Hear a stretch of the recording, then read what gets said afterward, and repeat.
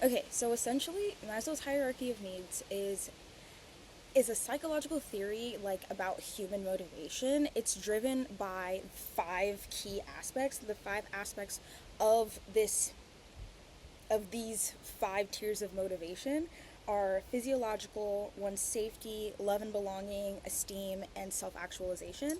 And the point of the way that this tier is structured is that you can't have one without the other. Like you, and they are placed in these tiers in a way to show that to display, I guess, that physiological needs are the most important, and you can't have safety, love and belonging, esteem, and self-actualization until you have started at each layer. You know what I mean? So Maslow actually did not totally come up with this on his own. He actually went and visited the Blackfoot Reserve to meet like the indigenous people who lived there, which their tribe is called. What does it say? The Siskissa. I'm not sure how to pronounce these. I'm reading my notes, but the Siskissa people, and I read about this in an article by Tehu Revolachan, I believe. Tehu Revolachan. And she's actually a part of this tribe. And so Maslow lived with these people for about 6 weeks, and he just kind of got to know the way of the people and the way of their language. And he originally went there with the intention of proving a theory he already had about humans' needs and motivation. But when he was there, he began to realize that these people that I guess he deemed to be less civilized than what he was used to, because he went in like 1938, he realized that these people were far more content than his people back home were. And he learned that, they followed this idea of living and these levels of motivation. Like, you need to take care of your physiological needs, like your food, your water, your shelter first, before you can, worry about like your safety and like your protection, and you're making sure your home is secure. And then after that, there's the other layers of all of that. But yeah, that's where that originated. And then he came home and then came with Maslow's hierarchy of needs, even though he didn't really come up with it with himself. But I digress. So here I have my own pyramid, my own Maslow's hierarchy of needs. And yeah, I guess I'll just get into, well, first, before I begin, let me explain ethos, pathos, and logos. So according to the Social Science Research Network, ethos is the like appeal to one's credibility, so like proving that you are a credible writer, or that like the information that you're sharing is credible. Pathos is an appeal to emotion, so like writing or displaying your information in a way that like causes an emotional reaction from people, or speaks to their emotions. And then logos is an appeal to logic, so just like the rational way of things. So now that I have gotten that out of the way, let me get into explaining my own personal Maslow's hierarchy of needs. So I meant to put it at the top, but I ran out of room after putting all of the pieces together. But my ethos statement that I wrote was, failure means you tried. Now learn, move on, and do better. And when I was researching like ethos statements, they were essentially talking about you need to come to terms with what your priorities are and what the things that you value most in life. And for me, I am learning to value like the process of success. I think for a long time I was very hell-bent on just success itself, but not the process of getting there. And I had an extreme fear of failure, which was like debilitating to the point that it was stopping me from actually trying anything, for fear of failing at that thing that I tried. So I feel like this ethos statement really does speak to me. Failure means that you tried. Now learn from that mistake, move on, and do better. So, and then I had a couple other personal ethos statements that I partially came up with and was partially inspired by other ethos statements that I had seen when I was researching how to write an ethos statement.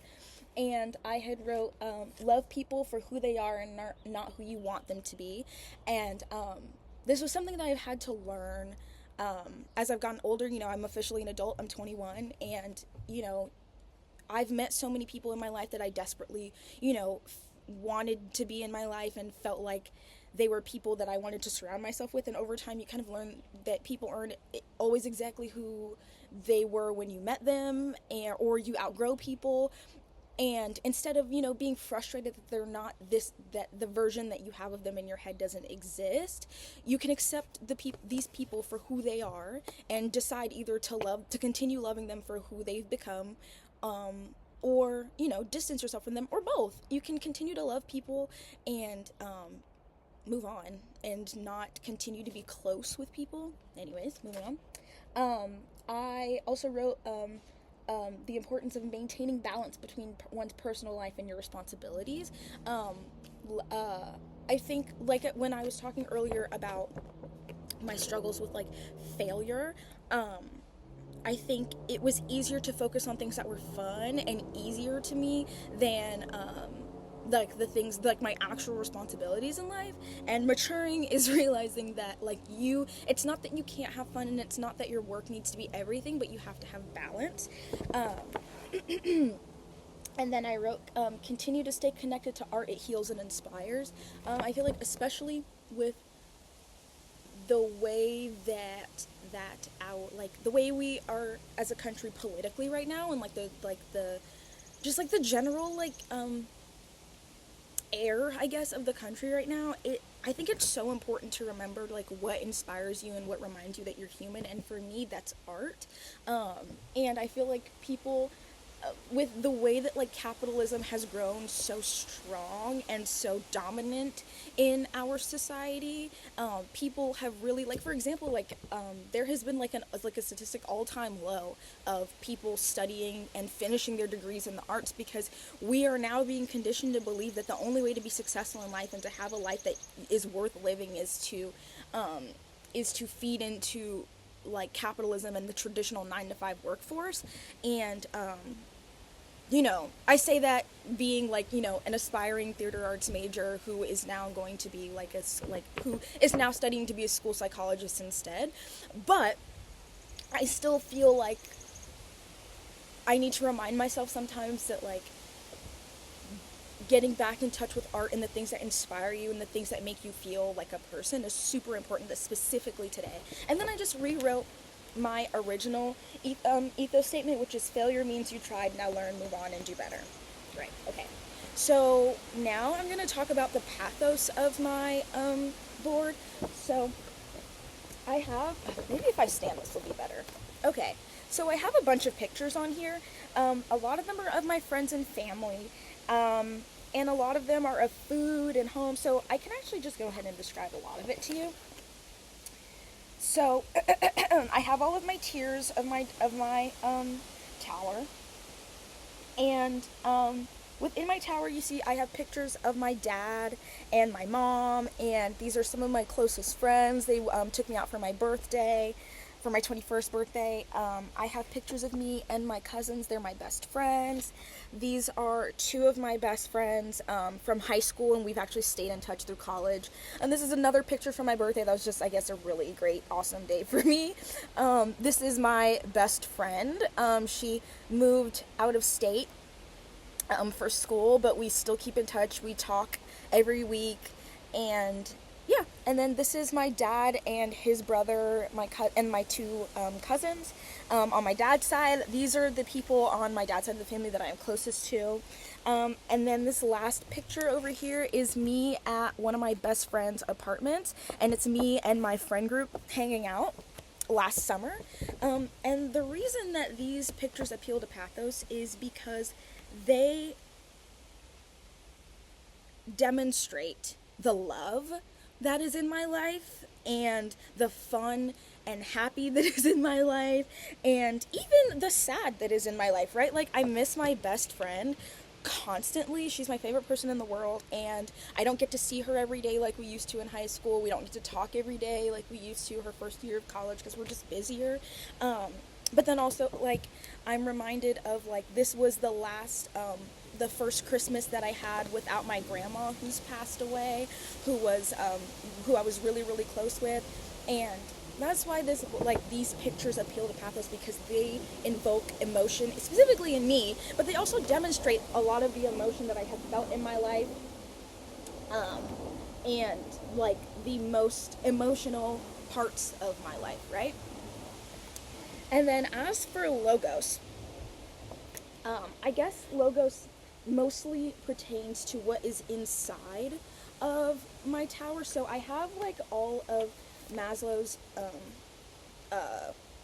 tiers of the tower. So I have my physiological safety, love and belonging, esteem, and self-actualization. And then each tier, I wrote actual ways that I can work towards implementing or making sure that I have fulfilled each part of these tiers in my actual life.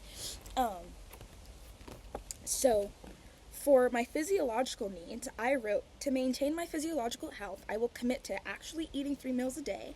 I will do my best to get more than 5 hours of sleep at night, at least 4 days a week. And I would also like to do a better job at keeping my personal spaces clean, right? So I know that your physiological needs are just supposed to specifically be, your food, water, and your shelter. So I tried to address, your personal physical health. And so, eating 3 meals a day is something that I am working on, right? It is something that is going to keep me healthy and keep me upright and give me energy to do the other things and to commit to these other parts of this tower. And, getting more rest. I'm still growing. I'm still young. So rest is just as essential as getting 3 meals a day is. And, I am lucky to live at home and to have, like, my shelter secured. But, I think keeping that space clean is just as important as keeping that space habitable is just as important as having the space. So next, I have my safety, and to maintain my safety, I need to get another job. I have a job right now, but I need to get a second job to help improve my financial stability, and I will get back into long distance running because it's really good for my physical and mental health. First of all, financial stability is is one of the most important things that a person can have. I would say nowadays, but just period, it's one of the most important things that a person can have. And like I said, I'm blessed to, have parents who allow me to live at home while I'm still in school and working on, getting more money. But it's important that I put my own feet forward so that I have money to take care of the things that will keep me safe, like making sure that my car has gas so I can get to and from work, making sure that I can pay my phone bill, in case that there's an emergency, I can call 911 and things of that nature. And then getting back into running, I know that kind of falls also into physiological health, but you said to, keep physiological health just to your actual basic needs. So I moved safety to my physical. I moved my physical health also into my safety as well, because I think one of the most important things to keep yourself safe is to keep yourself healthy. And the way that I used to do this in high school was I used to run 7 miles a day. I was on the cross country team, but I don't have that structure and that team environment anymore. So it's on me to get back into that routine. And then next I have love and belonging. And to maintain my love and belonging, I will be a better communicator with my friends. I will help my mom deal with my late grandma's belongings that we still have in our house. And I'll put more effort to see my family. I think being young, I'm really close with my friends. I have a lot of friends. I'm very blessed to be, a friendly person and to have friends who love and care about me. But I think sometimes I'm really good about... or I'm bad about properly communicating how I'm feeling and keeping in touch. I think sometimes I let the burden of keeping in touch fall onto them too much when it's the phone works two ways. And then helping my mom.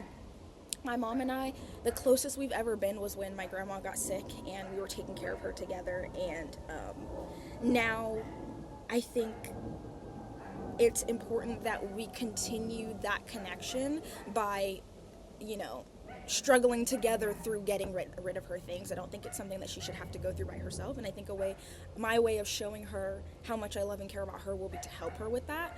Because she keeps telling me that it's not my job, but I don't feel that way. So, yeah. And then making more effort to see my family. You know, I'm young, I'm turnt, I like to hang out with my friends, but I think it's important to put effort into seeing your friends. And I've actually already implemented this, like for my 21st birthday. Alongside going out with my friends, I made sure to make a trip out of town to go see my family that I don't see as often, because I wanted to remind them that, like, I love them and I care about them, and I want to celebrate my achievements and my big wins and my exciting moments in life with them as well. Okay, and the next tier I have is esteem. So to maintain my esteem, I will use kinder self-talk. I will procrastinate less to help me do better in school, and I will stand up for myself more. So, kinder self-talk is something that I'm working on, but I've, alongside, you know, failure means you tried, now learn, move on, and do better, I've also adopted the mentality of, like, sometimes, because I think I really used to struggle with perfectionism. It's really important to me that I have begun to, sorry, there's bugs out here. I've begun to adopt the mentality of, like, sometimes it's better to half-ass something than to not do it at all. And I try not to do this in everything. You know, sometimes you really do need to give your all to things, and it does need to be perfect. But I think sometimes with school and work even, like, I feel like I'm striving for, it's either I strive for perfection or I don't do it at all, and that's just not, like, a way to live. You just don't do anything if you live that way. So I've had to unlearn that, and I've had to, you know, like, it's better to half-ass it than to not do it at all. So that's what I'm doing. I don't know if it's working, and I've been trying to implement that with, like, my procrastination as well. Like, I feel like sometimes I put things off because I feel like I don't have the attention span for it, but I'm like, even if I can just give it 5 minutes, you know, if I can just give it 20 minutes of my time, rather than waiting till the last minute, that would make a huge difference. And that's another example of half-assing it until you do better. And then standing up for myself. I think I'm a bit of a people pleaser. I like for people to like me and to think that I am a kind and fun person. And so I think I let things slide a lot in, like, my relationships. But I'm working on that. And I'm working on, and that goes back to my love and belonging, is, like, being a better communicator is a great way, is a start to getting more comfortable with standing up for oneself. Okay, lastly, for self-actualization, I said I want to maintain my personal growth. To maintain my personal growth and self-actualization, I want to read more academic texts and create more of my own art. And I will take my mental health and therapy more seriously. So, like I was saying earlier, I feel like art is super important, and if, you know, if I can't major in the arts, then I think that it's important for me to continue to prioritize creating art. I think it's great for my mind, it's great for my spirit, and it is a part of who I am. I am at my heart an artist, and I want to make sure that I am participating in that. And as for reading more academic texts, I do read a lot. I even have on my board, I have this picture here. She kind of made me think of me when it says that y'all need to read more books, and we are, like, in a literacy crisis like never before. And I think at first, like, last year, I made it my New Year's resolution to read 50 books, and I read 30, but almost every single book I read was fiction or a romance novel. And while that's a start, I want to read things that matter. Not that fiction and romance doesn't matter, but I feel like I have a skill. I'm a very good reader. I read quickly, and I have really good, like, reading comprehension skills, and I feel like that skill can be put to use on more important texts than, you know, the latest, you know, romance novel from Book Talk on TikTok. And then for maintaining my mental health and taking therapy more seriously, I feel like that's pretty self-explanatory. I think the first step to treating one's mental health is acceptance. I'm there. And the second step is treating it. I think a lot of people, especially in my generation, are really good about, like, diagnosing one another and, like, accepting that they are mentally ill or that they are having mental health struggles, but it's that next step of actually doing something about it that we're not that great at. And, you know, I'm a victim of that too. So I want to do better at that. And I will. I have, like, you know, I've set up more consistent therapy appointments and things of that nature. I mean, this is probably really personal, but yeah, so that was my Maslow's hierarchy of needs chart. I'll give you one more look at it. I worked really hard on this. I also had like a bunch of other like statements and motivational things that I thought were really important. What does this one say? This one says progress over perfection, which I was talking about earlier. This one is financial stability. This one says if you're not changing, what you're not changing is what you're choosing over here.